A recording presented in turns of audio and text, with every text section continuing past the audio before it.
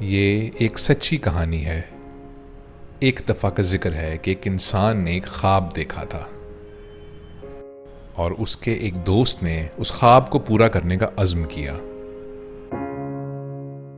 اس ایک عزم نے ایک نیا ملک بنایا اور دنیا کا نقشہ ہمیشہ کے لیے بدل دیا۔ اس ملک کا نام ہے پاکستان۔ ہمیں پاکستان کو قائم رکھنے کے لیے ابھی اور قربانی کرنا ہوگی۔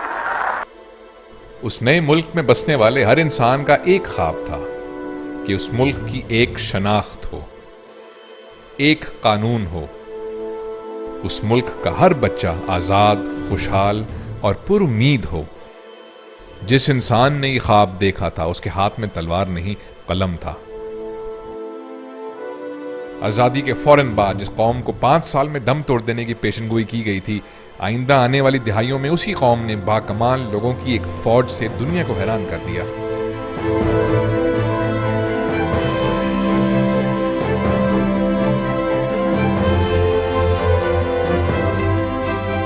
باوجود اس کے کہ ملکی معاملات اور حکومتوں کو بار بار روکا گیا۔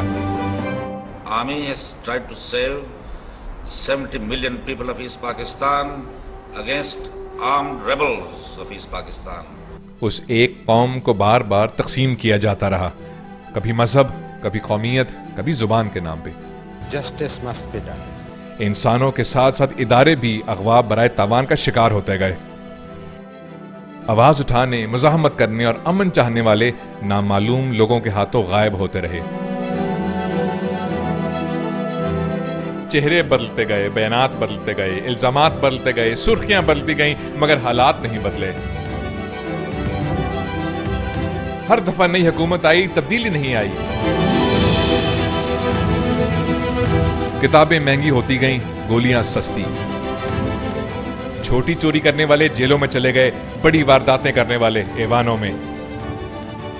اسلحے کی فیکٹریاں کھڑی ہوتی گئیں، سکول گرتے گئے۔ اس ملک کا ہر بچہ پیدا ہونے سے پہلے ہی 75,000 روپے کا مقروض ہو گیا۔ جن ہاتھوں نے آنے والے کل میں اس ملک کی تاریخ لکھنی تھی، وہ آج کی جنگ میں معذور ہو گئے۔ نامعلوم، بے نام، نقاب پوش دشمن سے بچنے کے لیے سیکیورٹی کے نام پہ جو رقم خرچ کی جانے لگی، وہ زندگی کی جگہ موت کا تحفظ کرنے لگی۔ آخر اس قوم نے اس ناانصافی سے کیا انکار۔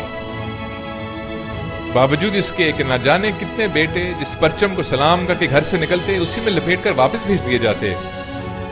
بیٹوں کے انتظار میں اس قوم کی ماؤں کی آنکھیں دھندلاتی رہیں۔ اس دھرتی کی مٹی میں کتنا دم ہے جو ان ماؤں کے آنسوں کا بوجھ اٹھاتی رہی۔ ایک ایسی قوم ہے جو دنیا میں سب سے کم ٹیکس دیتی ہے اور دنیا میں سب سے زیادہ زکوٰۃ۔ اب یہ قوم کسی سے جنگ نہیں چاہتی، کیونکہ جنگ ختم کرنے سے اندھیرا نہیں، اجالا پھیلتا ہے، امن سانس لیتا ہے۔ حقیقت یہ ہے کہ اب یہ قوم ایک ہو گئی ہے اور ایک کو مزید تقسیم نہیں کیا جا سکتا۔ اب تبدیلی کی گھڑی آن پہنچی ہے۔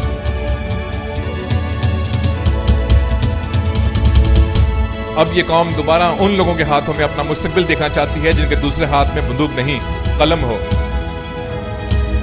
جو اپنے ملک کی بقا کی جنگ لڑیں۔